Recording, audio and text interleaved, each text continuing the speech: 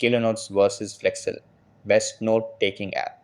Hey guys, in this video, I am going to show you a comparison between Kilonotes and Flexcil to help you decide the best note-taking app for your needs.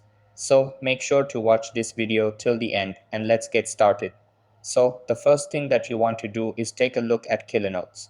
Over here, Kilonotes is a free, simple, and customizable digital handwriting app.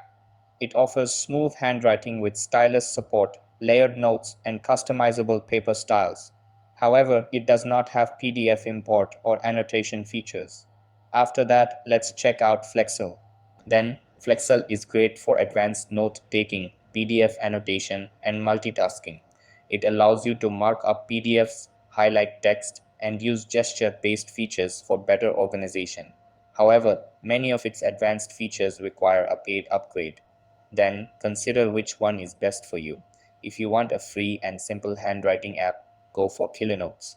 On the other hand, if you need PDF annotation and multitasking features, then Flexcil is the better choice. So that's the comparison between Kilonotes and Flexcil.